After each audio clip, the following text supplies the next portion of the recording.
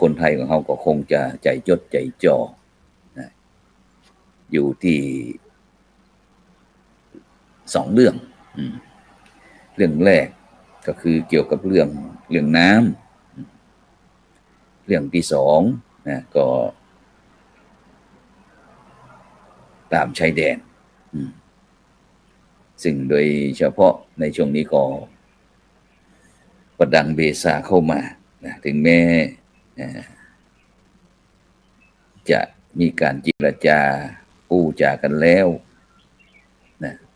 ก็ยังบ่เป็นไปตามที่เจรจาตามที่ตกลงฉะนั้นเนี่ยบ้านเมืองประเทศชาติเขาก็อยู่เย็นเป็นสุขมาในทุกวันเนี่ยก็เพราะเขามีห่มที่สำคัญที่คอยป้องกันแดดป้องกันฝนให้พ้นปัญหาอุปสรรคนานาต่างๆซึ่งถ้าถามว่าล่มอะไรอย่างวันนี้ตัวลุงมาอูถึงล่มอะไรอย่างนะที่เขาท่านทั้งหลายมีแล้วเนี่ยทำเขาอยู่ร่วมกันด้วยความร่มเย็นเป็นสุขก็คือล่มที่หนึ่งก็คือล่มเงาล่มเงานี่หมายถึงอะไรอย่างหมายถึงล่มเงาแห่งชาติก็คือความเป็นชาติไทยที่เขาท่านทั้งหลายมีเอกลักษณ์มีเอกราชมีวัฒนธรรมจารีตประเพณีเป็นของเขาเอง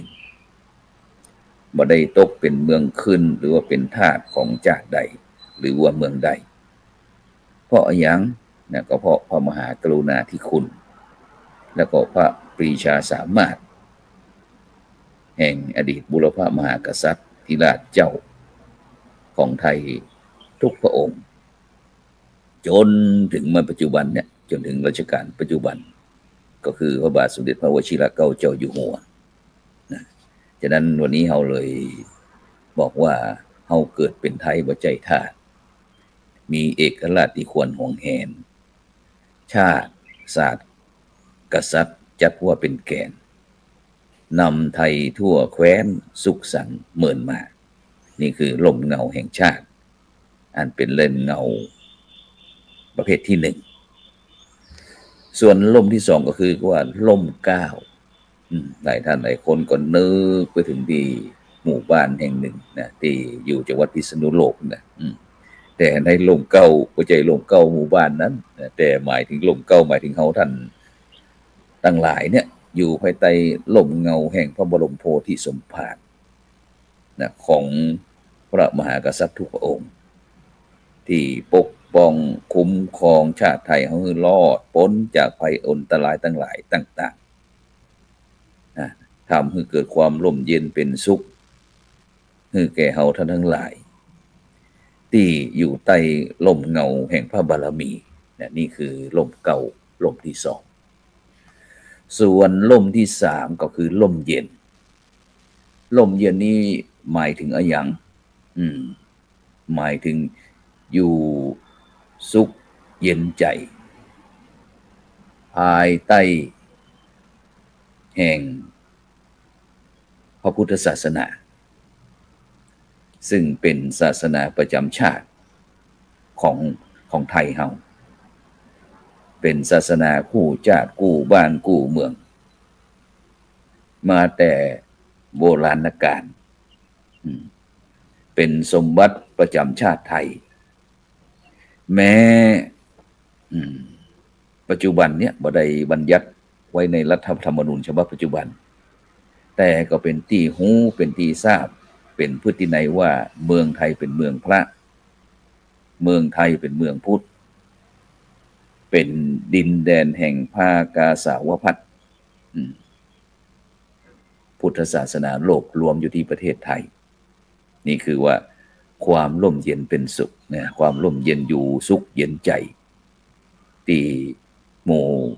ประสบนิกรชาวไทยของพี่น้องประชาชนคนไทยของเราเนี่ยมีเป็นลมที่3แล้วก็ลมที่4ก็คือลมญาติ ล่มญาตินี่มันใจจองมันใจล่มที่เฮาขายคือญาติพี่น้องนั่นน่ะแต่ล่มญาติในนิติอูนี่หมายถึงจะอยู่ดีมีสุขก็มีญาติสนิทมิตรสหายมีพวกพ้องน้องพี่มีเพื่อนบ้านเพื่อนจองที่คอยสนับสนุนคอยเกื้อหนุนอุ้มชูแม้แต่คุณว่าคนที่เคยใกล้ชิดก็นับว่าเป็นญาติเช่นเดียวกันอย่างที่บรรดาท่านผู้ฟังท่านผู้ชมทั้งหลายเนี่ยอย่างแม่รองกำพรหมมินทร์กับคุณวรสนันท์กับแล้วก็FC ทุกผู้ทุกคนนะจังรายการเขาเนี่ยเขาฮ้องว่าล่มญาติล่มธรรมวิสาสาปรมายาติความคุ้นเคยเป็นญาติอย่างยิ่งนะซึ่งเจ้ามาแต่ละท่านแต่ละคนก็รายการธรรมะรับอรุณเฮาส่งสัญญาณมาหรือยังนะถึงบรรดาท่านผู้ฟังท่านผู้ชมที่ติดตามตั้งทีวีออนไลน์หลายด้านหลายคนก็อาจจะติดนะอยู่ที่เดี๋ยวก่อนเด้อมีท่านอาจารย์อัลโหลครับผมครับจะได้ก็หลวงพ่ออยู่วัดเหรอครับผมจะมาขอเซ็นเอกสารอยู่ครับผมนิมนต์เลยเด้อครับผมครับที่ห้องมาครับครับผมครับสำนักงานเนาะครับผมที่สำนักงานนะครับครับผมครับสวัสดีครับพอดีก็อันมีสายแทรกมาประสานงานชีวิตเลขาบรรดาท่านผู้ฟังทั้งหลายนะนี่ก็กัลยาณธรรมบอกว่าเพราะว่าอันจะมีการเซ็นเอกสารเกี่ยวกับเรื่องการเดินทางห้องนะที่เดชคุณหลวงพ่อประเทศมังคลาจารย์ได้มอบหมายให้หลวงพ่อพระเทพสิงหวราจารย์ได้ดูแลเรื่องการเซ็นเอกสารเดินทางต่างประเทศอย่างต่างๆวันนี้นะบรรดาผู้ฟังทั้งหลายนะฉะนั้นก็ชีวิตเลขาก็จะได้รับการประสานงานมาว่าหลวงพ่ออยู่ที่ไหนขอบคุณอนุโมทนาตะกี้เขาอู้ถึงเนี่ยก็อู้ถึงเรื่องความคุ้นเคยเป็นญาติอย่างยิ่งเนาะที่ท่านทั้งหลายได้ติดตามรายการตั้งช่องธรรมะเป็นทีของเขาทุกรายการนี่แหละก็ลุ้นเหมือนกันว่าในช่วงนี้ก็จะต้องนี่แหละที่เขาได้อู้ถึงเรื่องลมเงาลมเก่าลมเย็นลมธรรมอาศัยความอยู่สุขเย็นใจภายใต้ลมแห่งพระพุทธศาสนาซึ่งเป็นศาสนาปู่จากบ้านเมืองของเขาเนี่ยซึ่งโดยเห็นว่าเราทุกคนอยู่ในโลกในสังคมซึ่งก็บ่ได้อยู่คนเดียวเนาะบ่ได้อยู่ตัวคนเดียวต้องเปิ่งป้าอาศัยซึ่งกันและกันฉะนั้นเรามักจะได้ยินคำที่เป็นว่าน้ำเปิ่งเรือเสือเปิ่งปลาข้าเปิ่งเจ้าบ่าวเปิ่งนายปลาเปิ่งเสือเรือเปิ่งพายนายเปิ่งบ่าวเจ้าเปิ่งข้านะนี่เป็นอัญมัญญะปัจจัยซึ่งอิงอาศัยซึ่งกันและกันฉะนั้นเนี่ยบรรดาท่านผู้ฟังทั้งหลายสิ่งที่เราในปัจจุบันนี้นะที่ออกมาเจ้านี่ก็คือว่าเป็นห่วงพี่น้องประชาชนคนไทยพร้อมถึงเพื่อนร่วมโลกทุกชาติศาสนาทุกภาษาทุกประเทศนะในปัจจุบันนี้เขาว่าสิ่งที่กำลังบั่นทอนจิตใจหรือว่าทำลายความสุขของมนุษย์คนเฮานี่ก็คือเรื่องกิเลสตัณหาต่างๆนะที่คนเมืองเฮาก็วอฮูวายถมเท่าไหร่ไม่รู้จักเต็มเรื่องปากเรื่องท้องเรื่องกินเรื่องที่อยู่อาศัยที่รับที่นอนต่างๆซึ่งโดยเฉพาะนะจำเป็นอย่างยิ่งนะที่เฮาท่านทั้งหลายจะต้องลุกขึ้นมานะปัจจุบันนี้เฮาจะหันการเปลี่ยนแปลงแต่ว่านี่ก็ได้ห้อง น้องเนตมาอูกันเกี่ยวกับเรื่องการที่เขาจะต้องมีการปรับตัวในการที่การดำเนินชีวิตในปัจจุบันเนี่ยโดยเฉพาะเรื่องการรับการนอนการอู้การจาในปัจจุบันนี้เขาจะหันบรรดาลูกหลานดันเต้าเขานี่แม่คืนนี่บ่ใครนอนชอบนอนไม่วัน แล้วก็ติดอยู่โซเชียลอยู่ในมือถือนะทุกวันนี้ถ้าใครบ่มีมือถือนี่บางครั้งนี่โอ้โหอย่างชีวิตนี่นะพยายามทุกคนที่จะไขว่คว้าทุกคนอยากจะมีมือถือแม้แต่จะผิดศีลผิดธรรมผิดกฎหมายบ้านเมืองก็ย่อมนะมีการลักเล็กไม่ใช่เล็กน้อย มีการลักมีการขโมยนักขึ้นนะโดยเฉพาะเป้าหมายก็คืออยากจะมีมือถืออยากจะเข้าถึงโลกโซเชียลเพราะมันมีทุกสิ่งทุกอย่างอยู่ในนั้นนะมีตึงอยากมีตึงคุณมีตึงโทษมีตึงประโยชน์มีตึงบ่เป็นประโยชน์ทุกสิ่งทุกอย่างฉะนั้นการดำเนินชีวิตในปัจจุบันนี้จะยากขึ้นเพราะสิ่งเล่าต่างๆมันหนักขึ้นนะฉะนั้นโดยเฉพาะเรื่องการนอนเนี่ยในช่วงที่ก่อนนี้นะเก้ากับผมธรรมภาพนั่นน่ะก็ได้มีโอกาสไปเข้าร่วมโครงการอบรมพระวิปัสสนาจารย์45 วันนะก็เพื่อที่จะไปเสริมเติมธรรมตัวเองเนี่ยได้มีความแข็งแกร่งที่จะมีสิ่งที่ป้องกันกับเฮาเนี่ยตัวเองเนี่ยได้ดำเนินชีวิตอยู่ในโลกนี้ยังมีความสุขฉะนั้นการปฏิบัติธรรมโอ้โหบรรดาท่านรู้ความทั้งหลายเดินชั่วโมงนั่งชั่วโมงเข้าอธิษฐานรอบที่1รอบที่2รอบที่3นะ3 วัน 2 คืนนี่นะบ่หลับบ่นอนต่างๆนี่ที่เขาได้ปฏิบัติเพื่อที่จะค้นหาสัจจะความจริงอะไรอย่างต่างๆด้วยเนี่ยก็ทำให้การรับการนอนของเขานอนวันหนึ่งก็ประมาณสัก 4-5 ชั่วโมงเสร็จแล้วก็ปฏิบัติตามโครงการต่อก็ทำให้เขาได้ประโยชน์เขาได้องค์ความรู้ต่างๆนะที่จะมานำประยุกต์ใช้ในการดำเนินชีวิตนะแล้วก็สามารถนำมาเล่ามาอู้มาจาให้กับบรรดาท่านผู้ฟังนะฉะนั้นก็ในช่วงเทศกาลเข้าพรรษานี่ก็อยากจะเชิญชวนพี่น้องพุทธศาสนิกชนตึงชาวไทยต่างประเทศลองเข้าวัดปฏิบัติธรรมดูนะชีวิตของเขาต้องดีขึ้นแน่นอนนะแล้วก็นอนน้อย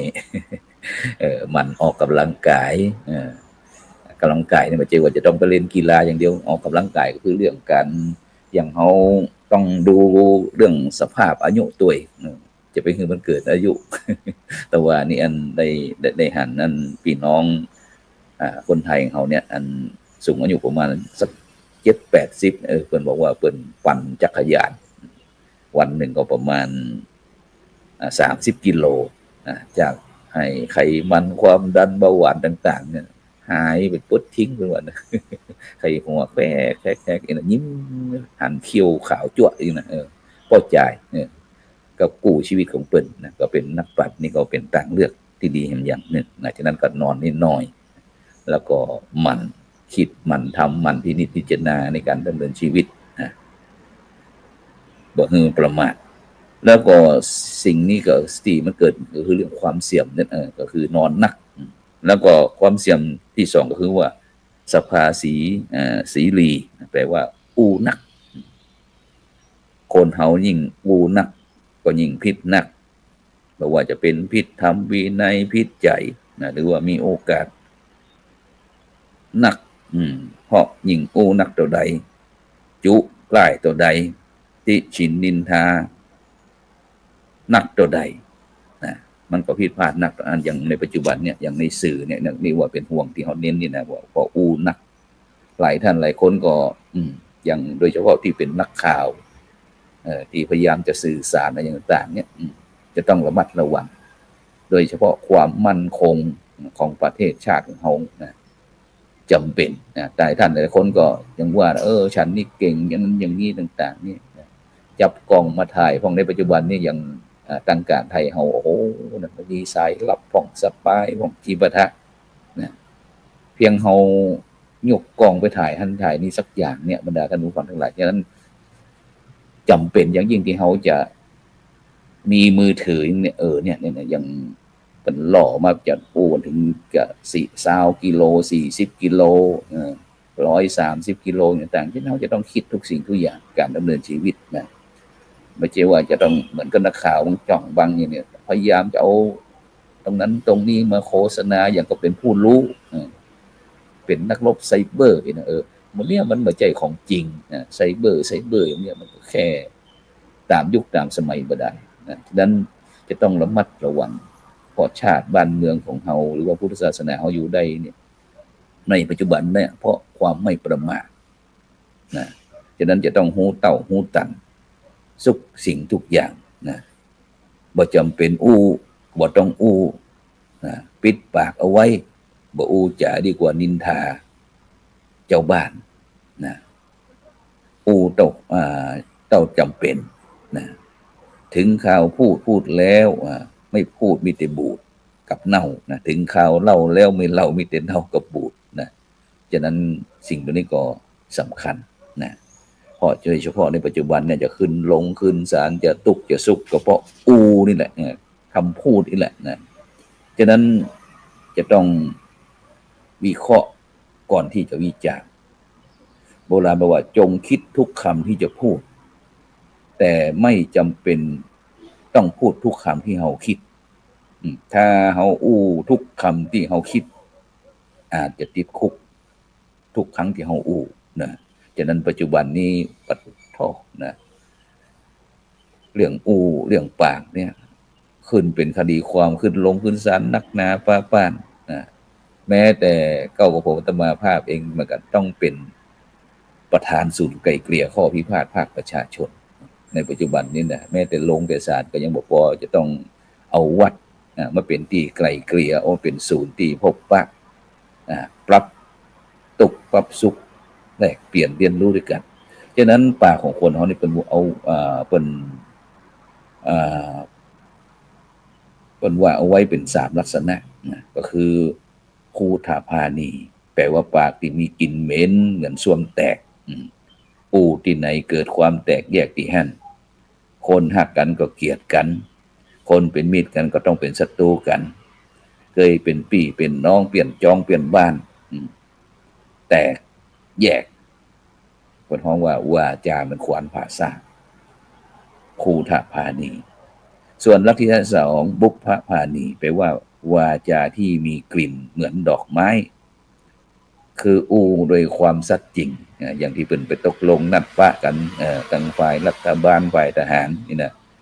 ถ้าฝ่ายไหนที่เจรจาจากันแล้วนะตกลงกันแล้วนี่คือสัตย์ตรงนี้สัจจะคำจริงนะแต่ตรงกันข้ามนี่เขาฮ้องว่าบ่ได้เรื่องละนี่นะปากอันเป็นคูถาพานีแล้วไม่ใช่บุพพานีบุพผาดอกไม้บุพผาดอกไม้ส่วนลักษณะที่3มัทุลพานีจาที่มีรสหวานเหมือนน้ำผึ้งเดือน5นี่นะอ่อนหวานแล้วประสานสามัคคีดีมีสาระอย่างนี้เป็นต้นฉะนั้นเนี่ยนี่คือเราได้ถึงเรื่องเหตุความเสี่ยมที่2คือหนักส่วนความเสี่ยมประการที่3ก็คืออนุทธาตาแปลว่าไม่ลุกขึ้นเมื่อบ่ลุกขึ้นมันก็บ่ก้าวหน้าคนที่จะในชีวิตหน้าที่กิจการงานทุกอย่างก็ต้องเป็นคนลุกขึ้นต้องเป็นคนที่ก้าวไปข้างหน้าทำหน้าที่ของตนเองอย่างสมบูรณ์แบบนะในเรื่องนี้เป็นโบราณมาที่เป็นว่าตอนต้นสู้ทนทุกข์